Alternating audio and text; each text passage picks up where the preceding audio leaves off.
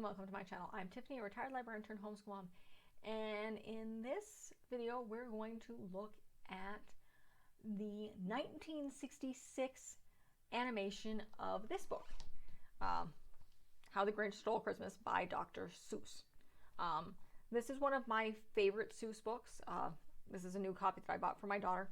It very much was written with the intention of talking about the excess of Christmas. So I believe this book was written in, looking at the Wikipedia page, 57. So 1957, the year after my mother was born.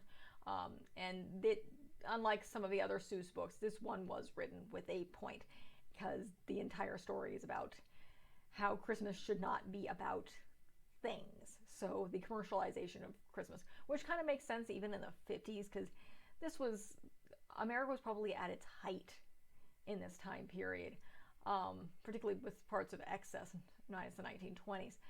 So Christmas had become very, very commercialized. It still is. And Seuss was talking out against this. So this video is talking about what I remember as being my first introduction to this story, which is the 1960 American animated television special, directed and co-produced by a man by the name of Chuck Jones, and it's based off the book. So if you're not familiar with the story of The Grinch Stole Christmas, and this animation, it's almost identical to this book, if I remember correctly, and really does base a lot of its illustrations almost directly off the black and white illustrations of Seuss's book. So it tells the story of a creature called the Grinch. He lives above a town called Whoville. And Whoville is very much obsessed with Christmas and all the stuff and all the baubles and the Christmas trees and the food and all the stuff that particularly Americans identify with Christmas. And he hates it. He hates the singing. He hates the Who's. He hates everything about Christmas. So he sets out to steal Christmas. So he hooks up a sleigh, puts a reindeer horn on his dog, hooks up his dog, and goes down on Christmas Eve and steals all the stuff. He goes in and steals the lights and the Christmas trees and the food and the presents and everything. And he's about to throw it off a cliff, and he hears the Who's in Whoville singing. So they've gathered around and started where their Christmas tree would be, holding hands and singing about the wonders of Christmas without all their stuff. So that is, again, the point. And the Grinch's heart grows. I believe even the book says it grows 2 sizes that day. If I go back to it. And let's see here. It's been a while since I've read this story. Let's see. Yes.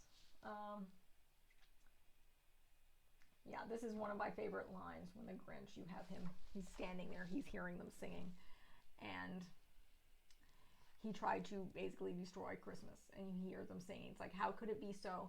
It came without ribbons, it came without tags, it came without package boxes and bags. And he puzzled 3 hours till his puzzler was sore. Then the Grinch thought of something he hadn't before. Maybe Christmas, he thought, didn't come from a store. Maybe Christmas, perhaps, means a little bit more. And that's what I love about this story, and even the animation. It sticks very, very close to this very good book. As a secular person, I don't really like religious stories, and Christmas is still a big cultural thing, though it definitely is commercialized.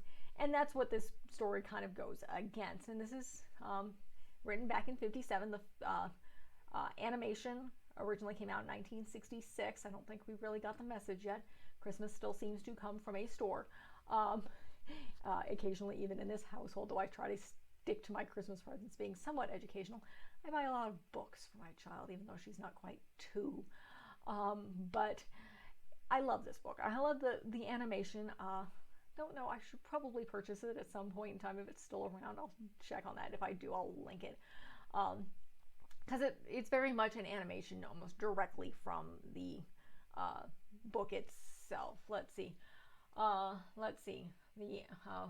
The voice of Boris Karkoff is the Grinch. He's the narrator, looks like.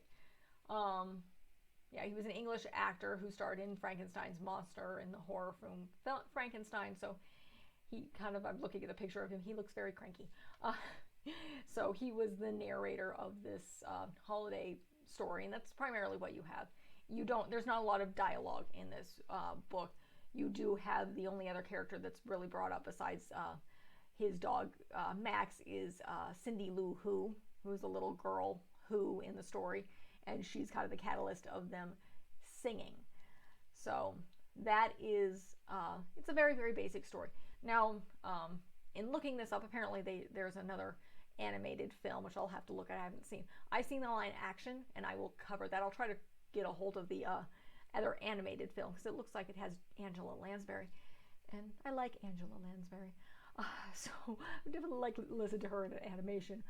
But I have seen what, my brain's not working here.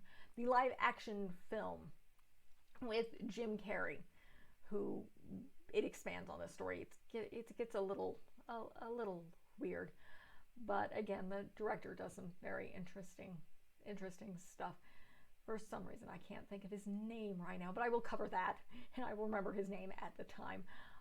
The only other thing I can remember is he dressed up as the Grinch, because the costume was very, very hot, because it's live action, and you have Jim Carrey in a lot of heavy makeup and spandex, and it's not comfortable under bright lights when you're wearing that full-on costume. So the director dressed in that one day just to show Jim Carrey. It's like, okay, I will sit through this because I kind of understand why on earth you're cranky.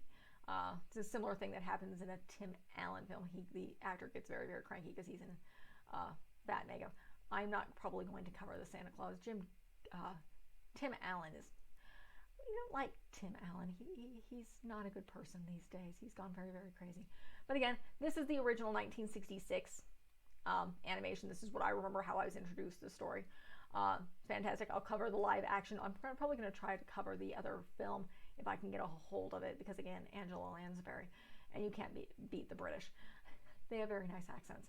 So, but again, great story, particularly for secular families looking for Christmas stories, and if you're trying to teach how Christmas can be more than stuff, which I'm a Christmas person. My husband is not, but I try to teach at least some of the spirit of Christmas. My other Christmas reviews covers my all-time favorite Christmas book, which is The Polar Express. Again, similar thing of the magic of childhood and believing and just kind of family togetherness to an extent, and that is the family you choose. Always big on that. Christmas should be a happy time, not stressful. If you and try to make it, though, it's pick the family you choose. That's a completely different point. But again, great story, great animation. It's very, very close to the book, almost identical to it, with the basic characters, and it's beautiful animation, even if it's very, very old and classic. So that's it for this review. If you want to see my other reviews, I have quite a few other book reviews.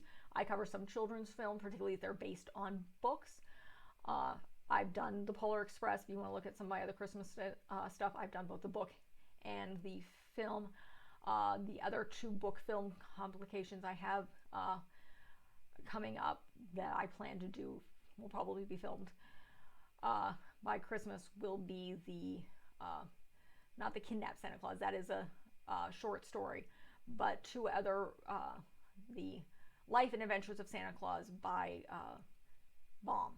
So that's the guy who did the Wizard of Oz stuff. So I have that old Rankin and Bass film and the book.